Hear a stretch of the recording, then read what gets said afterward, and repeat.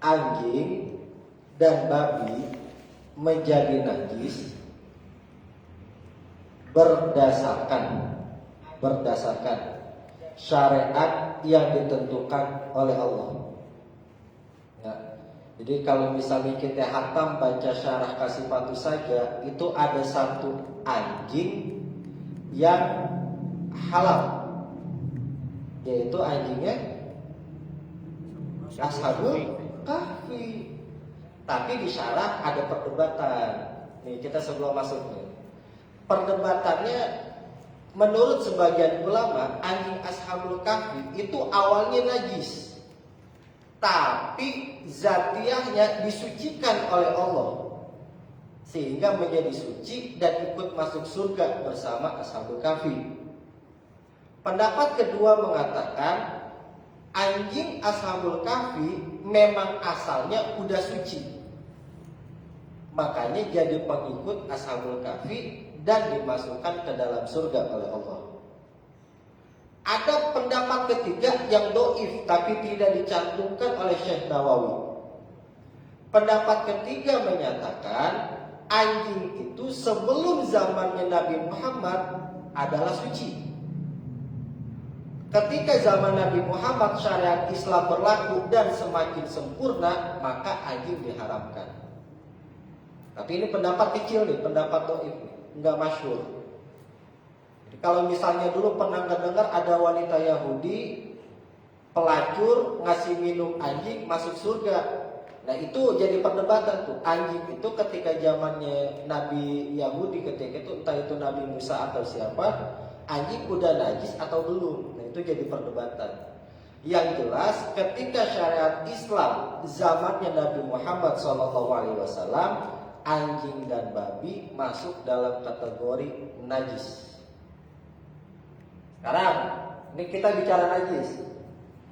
Kalau kita bicara lebih luas, bicara 4 mazhab, Imam Asy-Syafi'i menyatakan anjing itu najis secara keseluruhan. Kulitnya, bulunya, liurnya, dagingnya, bahkan bekas telapak kakinya najis. Syafi'i. Tapi pendapatnya Imam Ahmad ibn Hanbal dan Imam Abu Hanifah menyatakan yang najis itu dagingnya. Yang najis itu dagingnya.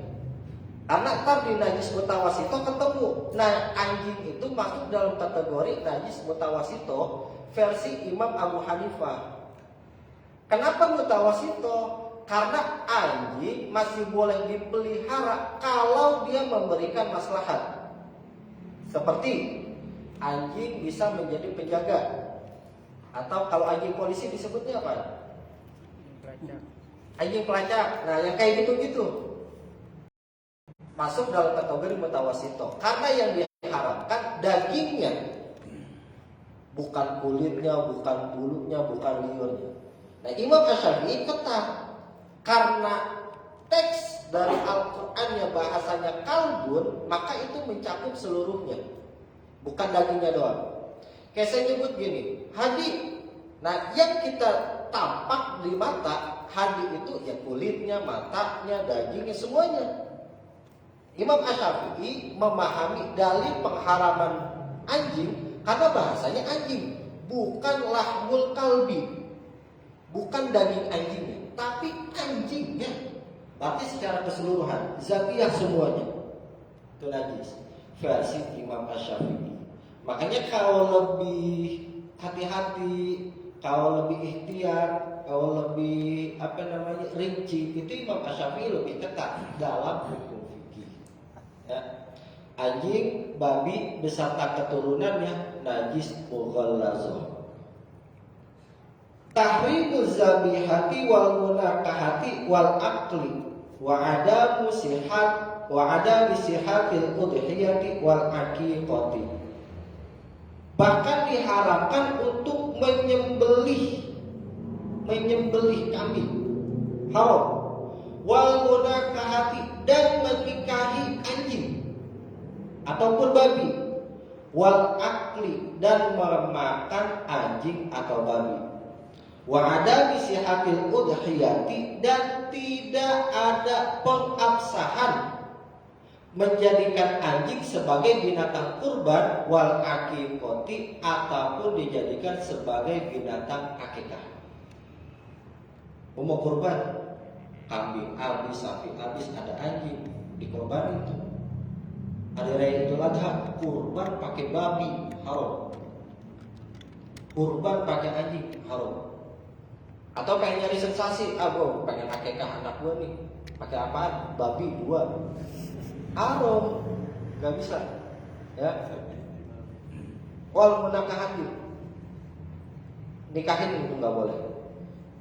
Tapi apakah ada kasus nih? Saya kasih rumusnya. Orang kalau mendalami ilmu fikih itu tidak perlu dipertanyakan lagi kecerdasan. Sekali lagi, orang yang mendalami, fokus mempelajari fikih, tidak perlu lagi dipertanyakan kecerdasannya. Karena fikih itu kalau dalam muqaddimah kitab I'anat Thalibin ada bahasanya ilmu takhayalun, ilmu berhayal fikih itu. Karena fikih ini hukumnya berkembang, meskipun dasar dalilnya itu tetap paten 4. Kan fikih hukum dasarnya Al-Quran, Al-Hadis, Ijma, sama Qiyas. Ini kan dasar pengambilan hukum, istinbatnya dari sini, dari 4. Tapi perkembangan hukumnya dari 4 ini bisa berkembang luas. Imam Asy-Syafi'i nggak pernah memikirkan bahwa kedepannya ada yang namanya nikah via Zoom, nggak ada. Tapi zaman sekarang Zoom itu ada dan memungkinkan pernikahan dilakukan via Zoom. Paham maksudnya? Jadi Imam Asy-Syafi'i belum tahu nih, kedepannya bakalan ada pernikahan via internet. Yang cewek di sini, yang cowok di sana, walinya di sana, maharnya di sana, saksinya pindah-pindah, beda-beda tempat. Kan belum kepikiran tuh sama Imam Asy-Syafi'i. Tapi fikih akan selalu berkembang. Sekarang memungkinkan terjadi kayak gitu. Dulu di Garut ada kasus menceraikan istri via SMS. Bupati Garut tuh yang dulu rame, punya bini anak Aceng siapa? Ya Aceng Fikri kalau nggak salah. Aceng Fikri kan menceraikan istrinya via SMS. Tapi kalau misalnya fikih yang namanya talak, ya talak bain, talak sori, itu kan menggunakan lafaz. Ada omongannya gitu, meskipun omongannya secara kias, ini secara SMS, secara tulisan. Kan berkembang tuh fikih. Fikih akan selalu berkembang. Siapa yang bakal nyangka kalau sholat itu bakalan jaga jarak? Siapa yang nyangka? Akhirnya ada kasus COVID, sholat diwajibkan berjaga jarak. Hukumnya ketika itu belum ada. Karena perintah Nabi, suku vakum, fa innahu min taswiyati sholat, rapatin.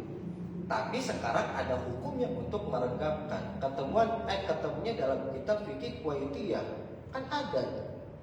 Nah, fikih itu akan selalu berkembang. Makanya orang yang mendalami fikih dia harus pandai berkhayal. Kedepannya bakal terjadi apa nih? Bakalan bagaimana nih? Sekarang kita baru punya internet.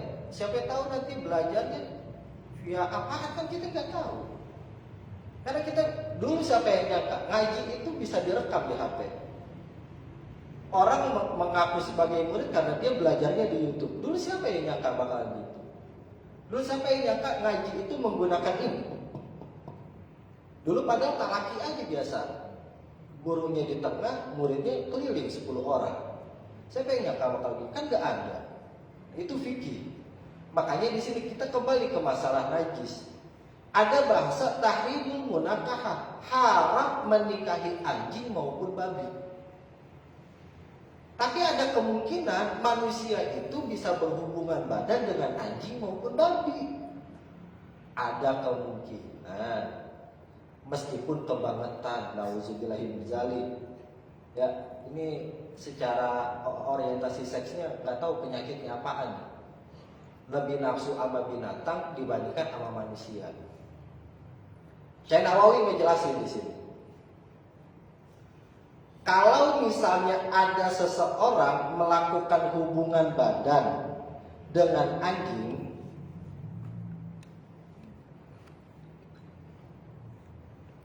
bagian atasnya manusia, bagian bawahnya anjing. Misal, ini ada nih beneran nih. Falau tawallada adami baina mughallazin zakaron kana au unsa wa adamiyin kadalika wa kana ala suratil adami walau fin nisfil a'la faqat dunal asfal fahuwa mahkumun bi taharatihi. Kalau ada hubungan badan antara manusia dan anjing, kemudian anjingnya melahirkan atau manusianya melahirkan, dari kepala sampai pusar bentuknya manusia, dari pusar ke bawah bentuknya anjing, fahuwa mahkumun bi taharatihi, maka makhluk tersebut dihukumi suci.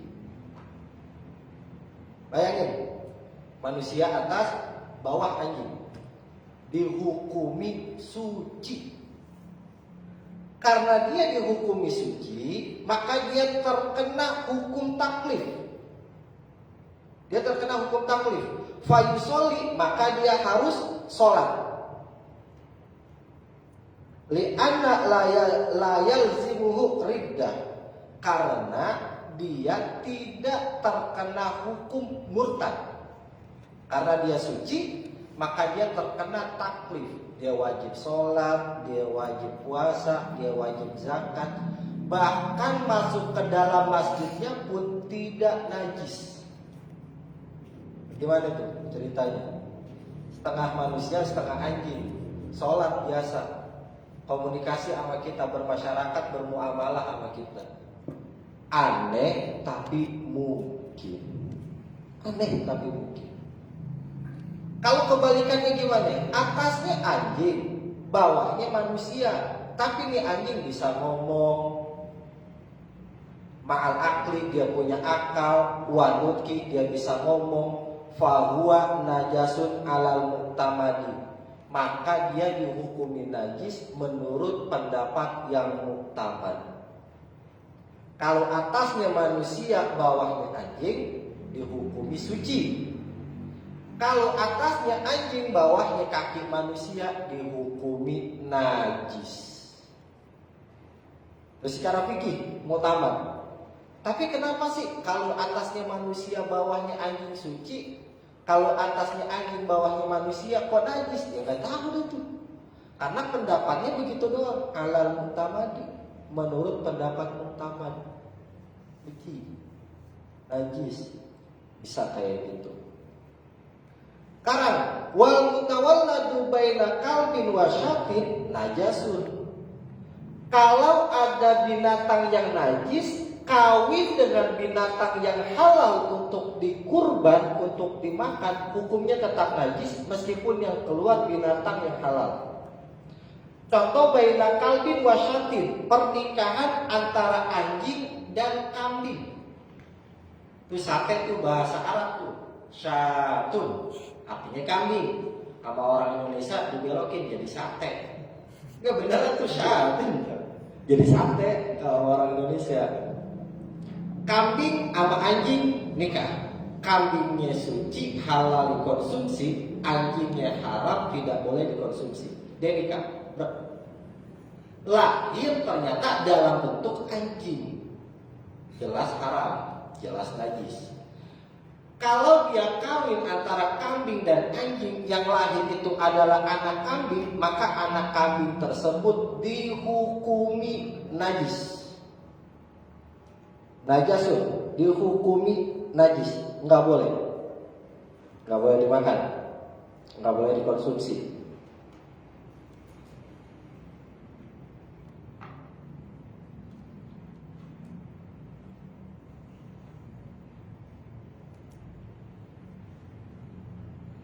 Jadi itu udah 3 ya. Anjing sama manusia kawin, kalau bentuk atasnya manusia dia suci, kalau atasnya bentuk anjing dia najis. Kalau antara binatang najis dan binatang yang halal dikonsumsi kawin, lahir anak meskipun bentuknya kambing, dia tetap najis. 3.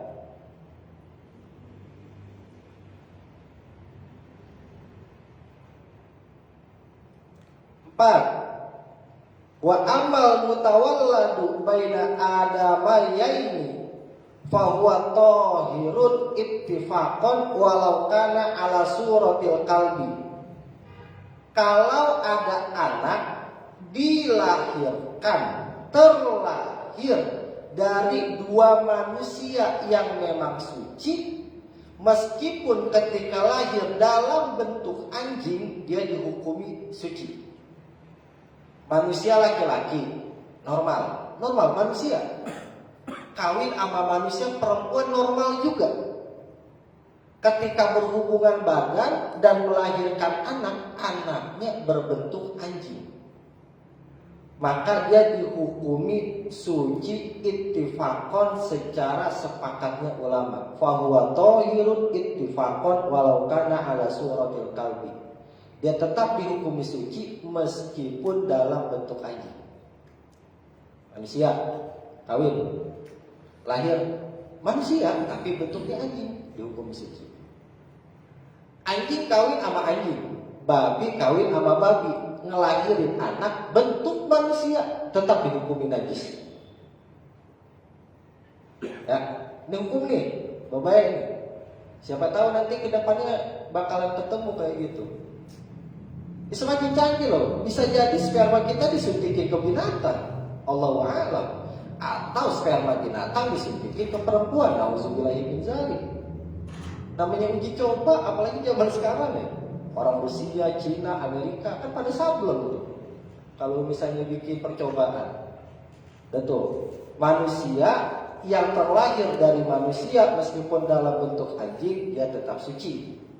Anjing yang terlahir dari anjing meskipun berbentuk manusia, dia tetap najis.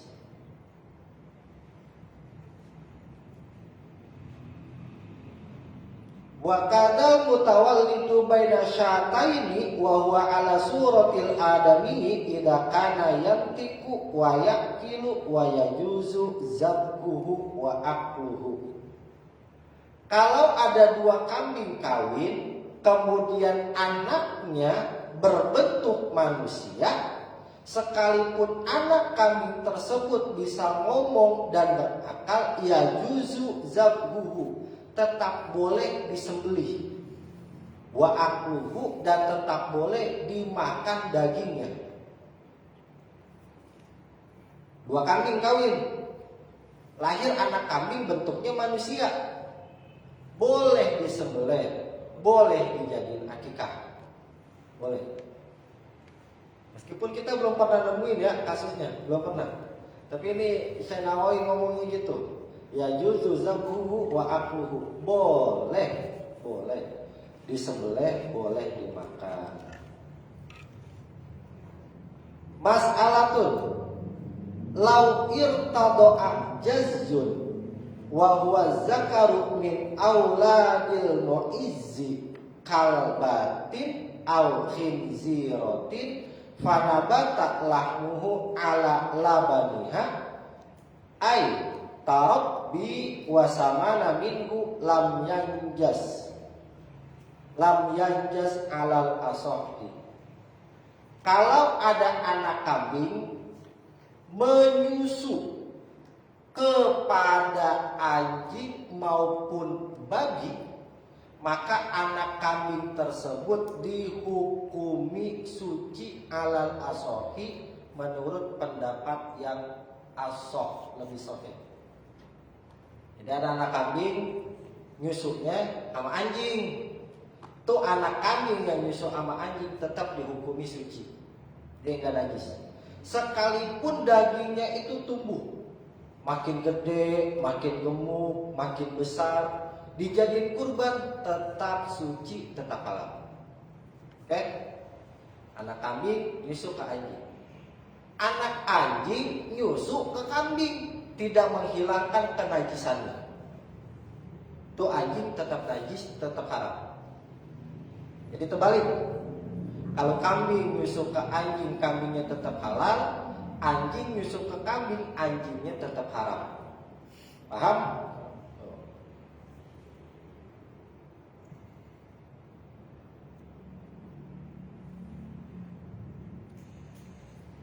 Tuh faidatun yang tadi masalah anjing ashabul kahfi udah dijelasin tadi ya di awal.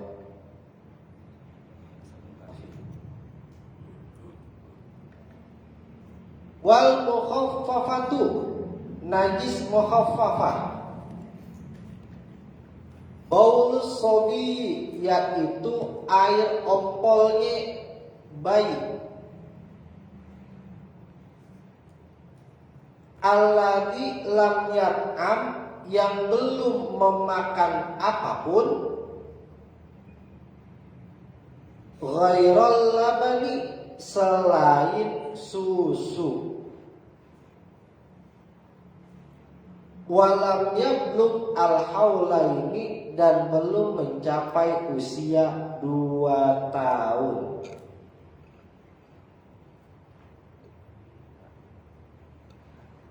Najis mukhaffafah itu adalah air kencing bayi yang belum 2 tahun dan belum makan apa-apa kecuali air susu. Qala Syarqawi, menurut Imam Asy-Syarqawi, minal labani, yang termasuk bagian dari susu adalah al-jubnu, keju. Kalau mau dijadiin taukid al-jubni berarti keju. Wazubdi, sari-sari dari susu kambing yang mengering. Boleh itu sama juga disebut dengan susu. Keju, susu kambing yang kering itu termasuk bagian dari susu selain air susu. Selain air ASI. Nah, bagaimana kalau Denko, Prenage, SGM, apalagi sih susu bayi? Yang kayak gitu-gitu dah pokoknya yang di Alfa. Apakah itu masuk bagian dari susu? Iya. Dia termasuk bagian dari susu. Nah, anak kecil yang mengkonsumsi susu kaleng, apa sih disebutnya? Susu bayi yang kaleng, tahu ya? SGM yang kayak gitu-gitu, itu masih masuk dalam kategori susu. Ketika anak itu ngompol, najisnya mukhaffafah. Cara ngebersihinnya entar tuh depannya. Dia mukhaffafah, enggak masalah. Yang jadi masalah adalah kebiasaan orang kita. Belum 2 tahun, anak umur setahun 2 bulan, setahun 3 bulan, itu udah dikasih makan pisang. Ya, zaman dulu tuh dikasih tuh makan pisang dikerok, disuapin, atau paya. Anak nggak berak-berak dikasih paya, dikerok tuh. Itu kan udah bukan bagian dari susu. Tapi umurnya belum 2 tahun. Tapi udah makan selain makan susu. Bagaimana cara menghukumnya? Dia udah bukan masuk kategori bayi, meskipun belum 2 tahun. Kenapa? Karena ada bahasa lam yat'am ghairal laban. Bayinya satu, dia tidak makan apapun kecuali susu. Walam yablugh haulain. Syarat yang kedua, dia belum nyampe 2 tahun. Sekalipun umurnya 3 tahun, kalau dia cuma nyusu doang, gak makan apa-apa, dia masih masuk dalam kategori bayi. Karena syaratnya belum terpenuhi dua-duanya. Jelas. Kalau ada anak bayi belum 2 tahun tapi udah dikasih makan, gugur kebayiannya. Berarti dia udah bukan masuk kategori bayi. Kencingnya bukan mukhaffafah lagi, naik jadi mutawasito. Tadi depan ketemu. Ya. Jadi ini benar-benar belum mengkonsumsi apapun selain air susu. Nah, kita punya anak umur 2 tahun kurang 2 bulan. 2 tahun kurang 2 bulan. Udah makan nasi, udah makan bakso, udah makan cilok, itu udah bukan kategori sobi di sini. Udah bukan kategori sobiun, tapi udah anak-anak. Yang mana kencingnya bukan mukhaffafah lagi. Pendapatnya Imam Asy-Syarqawi begitu ya.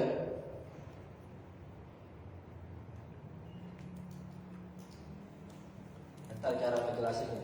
Di sini yang diterangin cuma satu doang.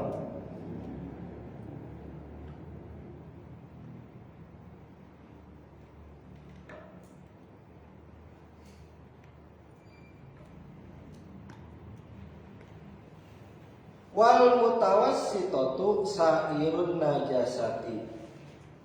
Najis mutawassitoh sairun najasati adalah seluruh najis selain mukhaffafah dan mughallazah.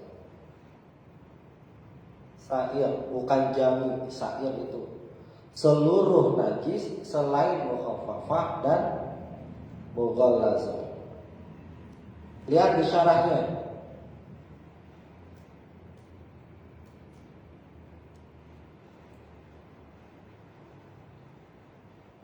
Wabil addi ishruna. Kalau dalam hitungannya Syekh Nawawi Al-Bantani, ishruna najis mutawassitoh itu ada 20.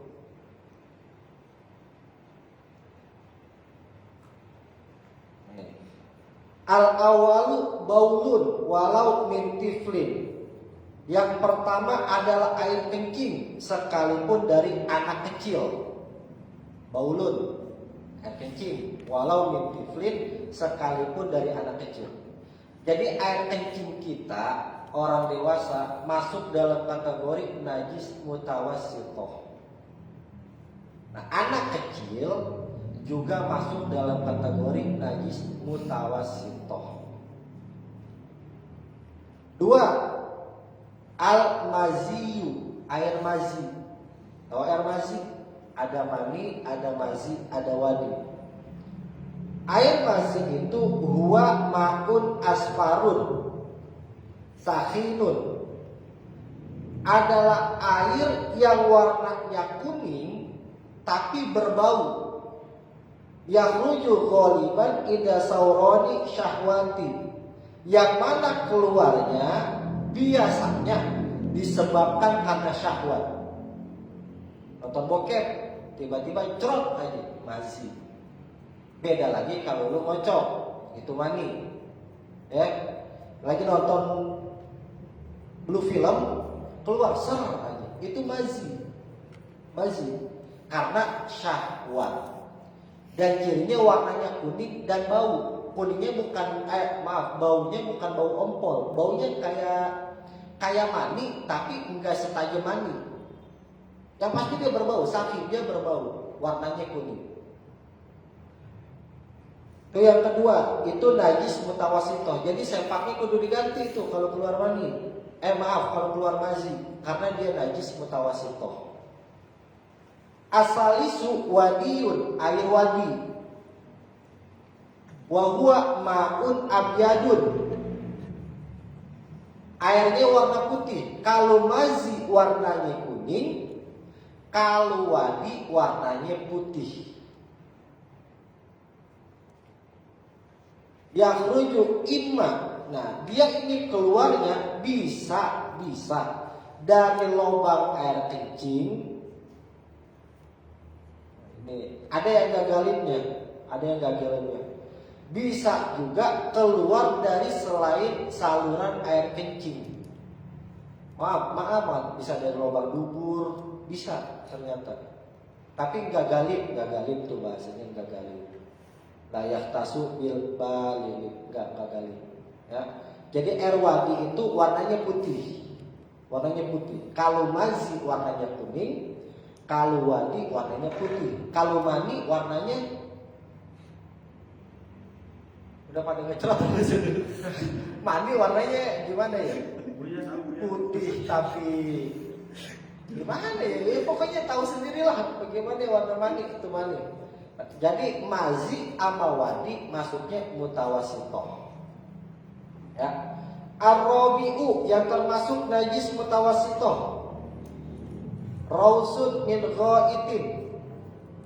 Raus itu artinya tai, goit artinya tai. Tai apapun. Mau tai sendiri kek, mau tai kucing, tai kambing, dia najisnya mutawassitoh. Walau min samakin, sekalipun tai tersebut keluar dari ikan, najisnya mutawassitoh. Wal khamisu yang kelima, kalbun, anjing. Walau mu'allaman, bukan mu'alliman, walau mu'allaman, sekalipun anjingnya terlatih. Mu'allam di sini terlatih, bukan orang yang diajari, terlatih lisoidi untuk berburu, awil harosati atau untuk menjaga, aunak wihima atau selain untuk memburu maupun menjaga. Makanya tadi saya bilang anjing itu hukumnya bisa turun jadi mutawasitoh kalau dia memang bisa bermanfaat. Kalau bermanfaat buat berburu, buat jadi anjing penjaga, anjing pelacak, mutawasitoh. Ya. Asadisu khinzirun. Yang keenam babi. Babi bisa turun derajat najisnya.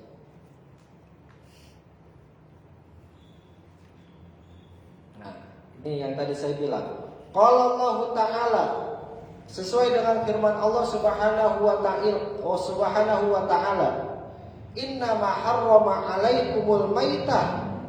Sesungguhnya Allah mengharamkan kepada kalian al-maitatu, yaitu bangkai, wadamu, dan darah.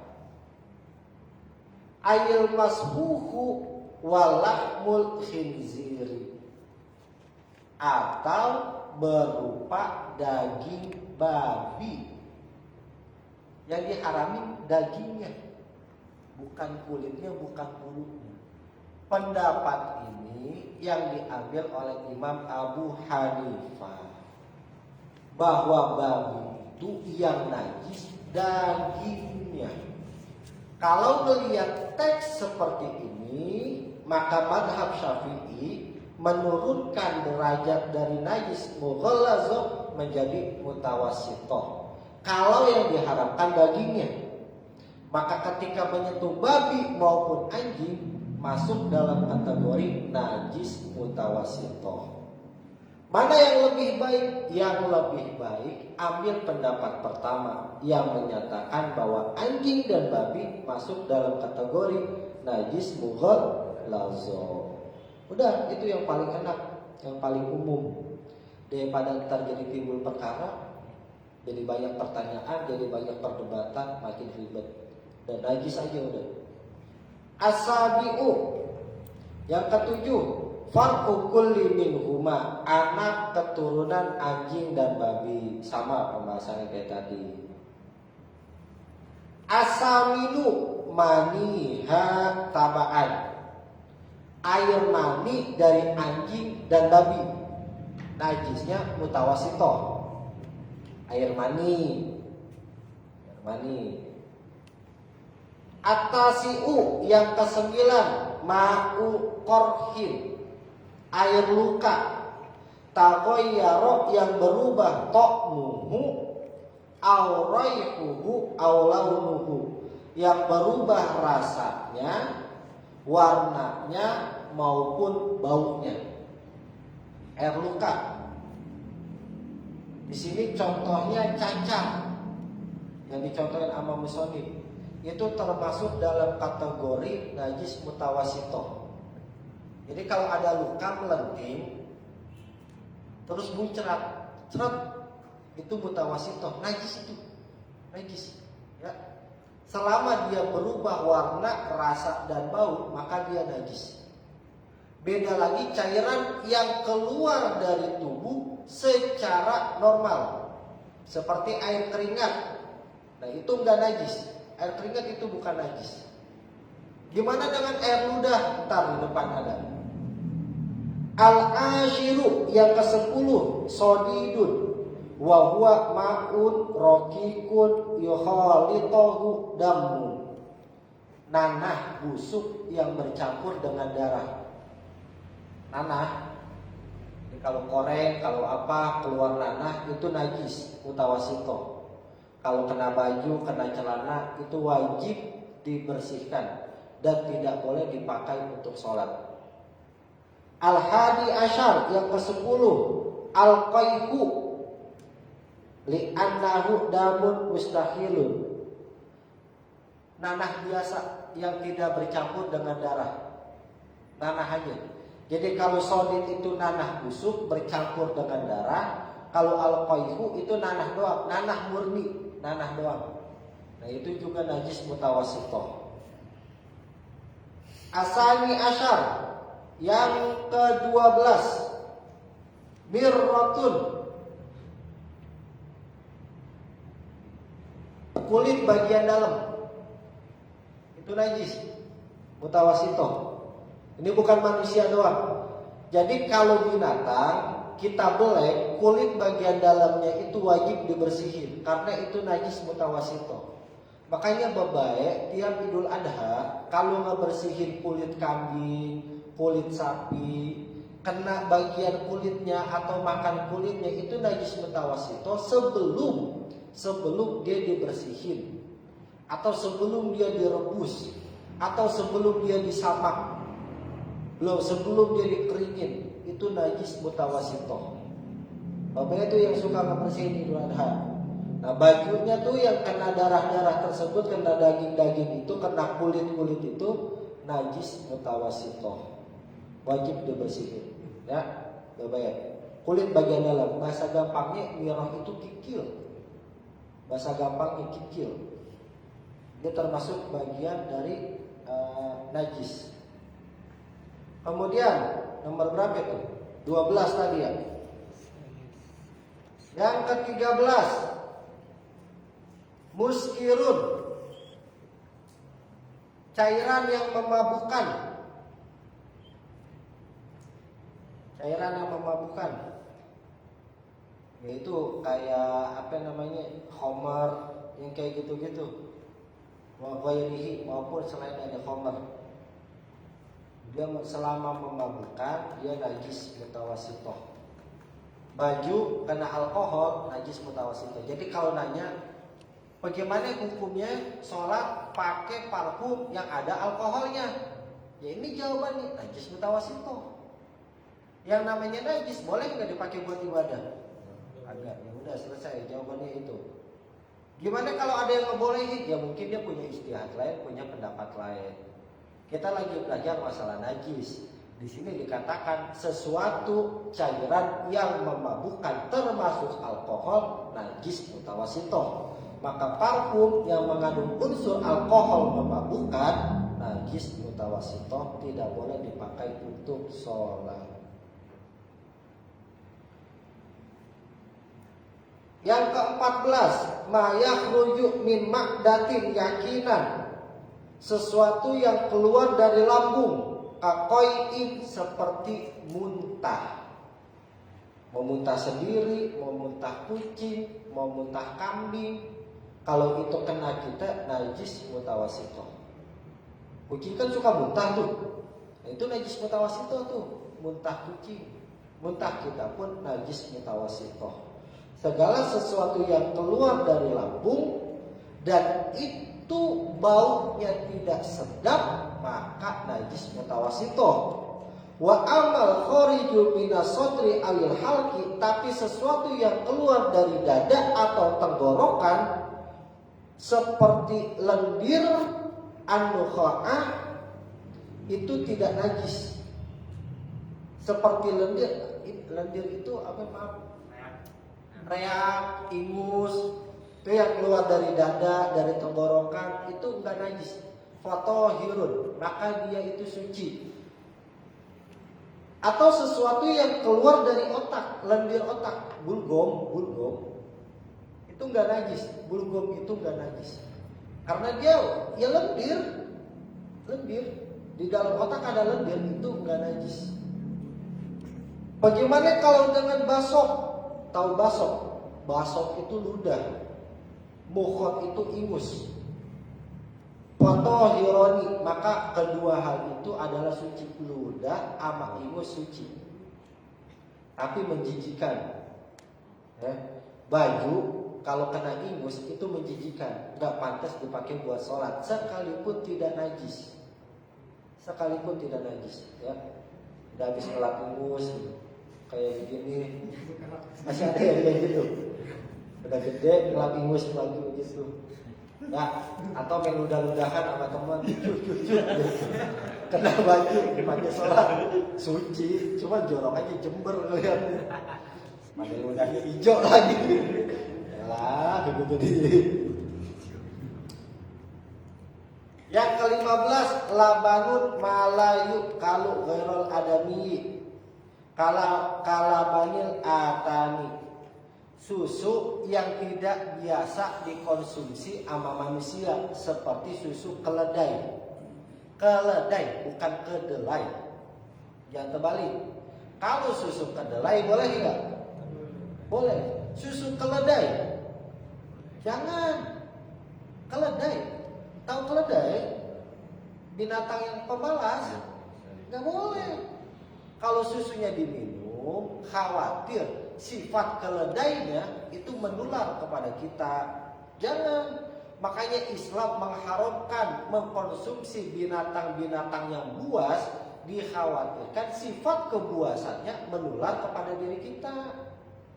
Kita nggak boleh makan daging ular, daging apa lagi tuh, singa, daging macan, nggak boleh karena buas. Khawatir sifat buasnya menular kepada kita. Nah, susu keledai itu jangan diminum, najis mutawasito. Khawatir tar sifat malesnya, sifat bodohnya nempel ke kita, jangan. Yang ke-16, maitatun ghairu adamiyin wasamakin wajarodin. Bangke selain bangke manusia, bangke ikan, dan bangke belalang. Jadi kalau manusia disebut bangke gak enak banget ya. Kalau mayit manusia itu bukan najis, suci. Bagaimana ceritanya kalau mayat manusia itu dimasukin dalam kategori najis? Bagaimana ceritanya? Kita kudu mandiin, kita kudu kafanin, kita kudu sholatin. Masa iya kita nyolatin bangke yang sifatnya najis? Kan gak mungkin. Maka mayat manusia tidak masuk dalam kategori najis. Bangke ikan tidak masuk kategori najis, bangke belalang tidak masuk kategori najis. Selain itu masuk dalam kategori najis mutawasito. Kalau nguburin kucing bagaimana? Dibungkus dulu apa langsung dilempar? Bungkus dulu. Bungkus lah. Orang kita nyentuhnya aja udah najis mutawasito. Sekalipun binatangnya bangke ya, saya bicara bangke loh. Beda sama hewan kurban. Hewan kurban bukan bangke, itu sembelihan. Bedain antara bangke dengan hewan sembelihan. Bedain. Jadi kalau kambing, sapi, kebo yang habis disembelih itu tidak masuk dalam kategori najis. Kecuali kalau darahnya itu najis jelas. Nah, yang ke-17, dambu, darah. Darah, mau darah apapun itu najis dia. Yang ke-18, jiratun wa huwa ma yakhrujuhul ba'ir, sesuatu yang keluar dari otak. Jirah, ngertiin jirah itu sesuatu yang keluar dari binatang apa nih?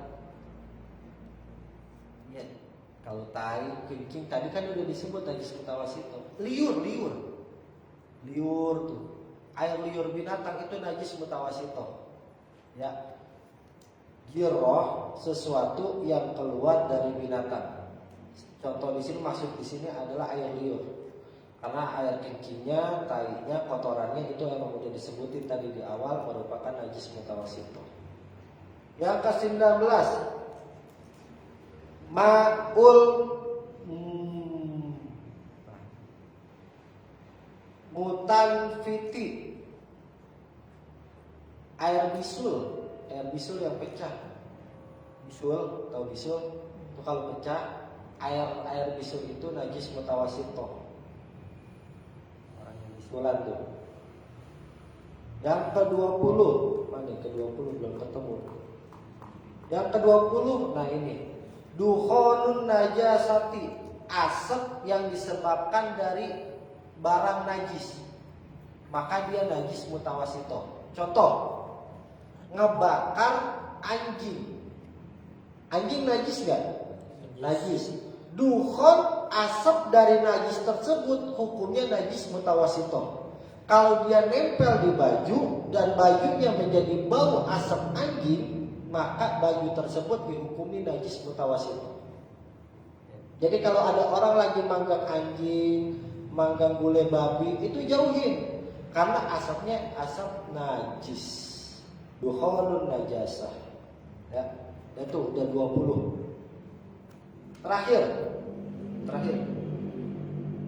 Sejam lagi. Terakhir. Faidatun. Al-fadolatu minan nabi sallallahu alaihi wasallam tahiratun wa kaza sairul anbiya'i tashrifan limaqamihim. Fadolat untuk nabi bahasanya jangan goib. Fadolat itu artinya kelebihan. Fadilah, fadolat. Nah, fadolat di sini, kelebihan di sini maksudnya kotoran nabi. Tuh, faidatun ada paling bawah. Al-fadolatu minan nabi tahiratun. Kotoran nabi itu suci. Wa kadzalika sairul anbiya'i. Begitupun kotoran-kotoran seluruh nabi suci. Tashrifan sebagai bentuk penghormatan. Lima qomihim karena tingginya makom beliau. Ya. Wa ma'azalika yajuzu al-istinja'u biha. Bahkan kotoran nabi diperbolehkan dijadikan sebagai istinja, alat bersuci. Mohon maaf banget. Mau wudu pakai air kencing nabi boleh. Karena suci. Fadolat, kotoran itu bisa air kencing, bisa kotoran tai.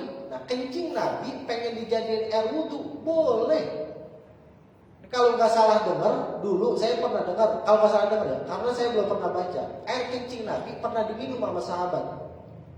Baru dengar doang, tapi saya belum pernah baca. Air kencing nabi pernah diminum sama sahabat. Bahkan darah bekas bekamnya nabi pernah diminum.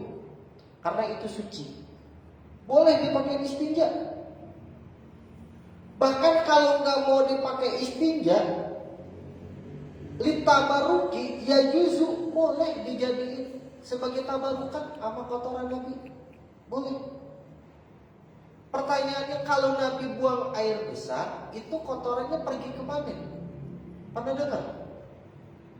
Nabi pup, itu kotorannya kemana? Ada yang pernah mikirin kayak gitu nggak? Itu nggak pernah ada. Nggak pernah ada. Tapi nabi pup ya, nabi buang air besar. Cuman kotorannya kemana? Allahu a'lam. Kalau air kencingnya, iya, karena pernah diminum sama sahabat. Ya. Kita mau tabarukan pakai air kencing nabi nggak apa-apa. Kalau emang masih ada. Itu pernah tuh kejadian kayak gitu. Tashrifan lima qawmihi, sebagai penghormatan, kemuliaan, memuliakan kepada tingginya makom beliau. Jadi suci. Kalau ada yang nanya bagaimana kencing nabi hukumnya, bukan najis, suci, tahiratun. Sekalipun itu kotoran yang keluar dari tubuh, suci.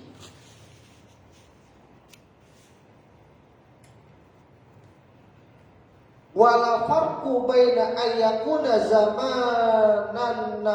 zamanan nubuwati aw ba'dahu. Gak peduli itu kotoran keluar sebelum jadi nabi atau sesudah jadi nabi, tetap suci. Ya. Nabi Muhammad diangkat jadi nabi tahun berapa? Ketika usia berapa?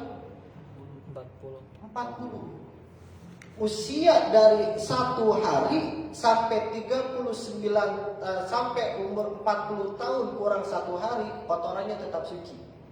Padahal belum diangkat jadi nabi, kotorannya tetap suci. Apalagi udah diangkat jadi nabi. Enggak ada perbedaannya. Mau jadi nabi, sebelum jadi nabi, sesudah jadi nabi, tetap suci kotorannya. Dan ingat, banyak riwayat yang menjelaskan keringatnya aja seperti minyak misik. Keringatnya. Bahkan katanya yang sahabat Nabi minum air seninya Nabi itu wangi. Air seninya Nabi wangi.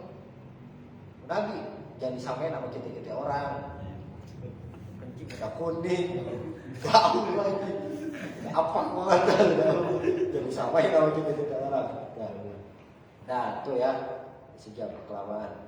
Jadi najis ada 3, mughalazah, khaffafah, mutawasithah.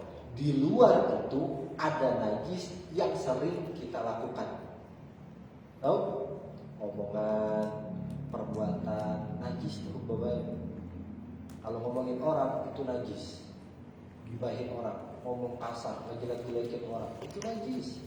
Maksiat yang kita lakukan itu najis. Ini bukan bahasa fikih, di luar fikih. Perbuatan apapun yang tidak diridhoi Allah, omongan apapun yang dimurkai oleh Allah, itu adalah najis. Kalau saya ngajar kayak begini berdusta, omongan saya najis. Kalau saya melakukan perbuatan yang tidak menyenangkan di hadapan antum, perbuatan saya najis. Itu yang paling bahaya. Kalau tai bisa kita lihat, anjing bisa kita lihat, babi bisa kita lihat. Najis apapun yang udah kita sebutin tadi bisa kita lihat. Tapi najis omongan nggak kelihatan tapi nyakitin. Perbuatan kelihatan nyakitin itu najis. Maka yang kudu dijaga bukan mughalazahnya, bukan mukhaffafahnya, bukan mutawasithahnya, tapi ini. Kalau ini buruk yang keluar dari lisan adalah najis. Ini buruk yang keluar dari anggota tubuh kita adalah najis. Hanya hati-hati. Tuh, boy, kalau ente bilang Habib Alwi Assegaf tuh, Sayyidul Walid, anaknya Habib Abdurrahman Assegaf, yang hadir di sini semuanya anjing. Ada yang dilihat itu bukan bentuk manusia. Ya, jadi kita bisa menjadi najis kalau ini tidak benar. Ini di luar konteks fikih. Kita bisa jadi suci kalau ini benar. Ayo baik, omongan dijaga, perbuatan itu. Jangan sampai menjadi najis dan melahirkan najis. Allahu a'lam bishawab wa ilaihi marji'.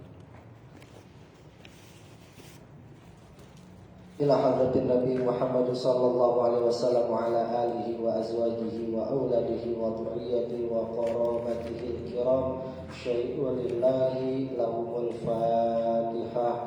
A'udzu billahi minasy syaithanir rajim.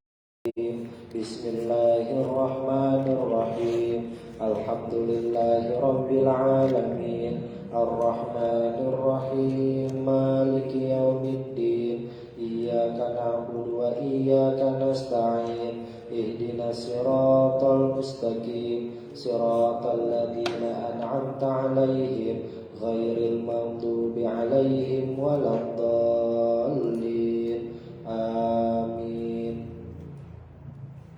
Malam ini kita tahlil dulu ya. Awal depan baru tahlil. Astaghfirullahaladzim, astaghfirullahaladzim, astaghfirullahaladzim. Bismillahirrahmanirrahim. Alhamdulillahirabbil alamin. Hamdan syakirin, hamdan na'imin, hamdan katsiran thayyiban mubarakan fihi ala kulli hal. Hamdan yuafi ni'amahu wa yukafi'u mazidah. Ya Rabbana wa ilahana lakal hamdu wa lakal mulku wa lakal syukru wa lakal khalqu wa lakal man kama yanbaghi li jalalikal karimi wa li azimi sultanik.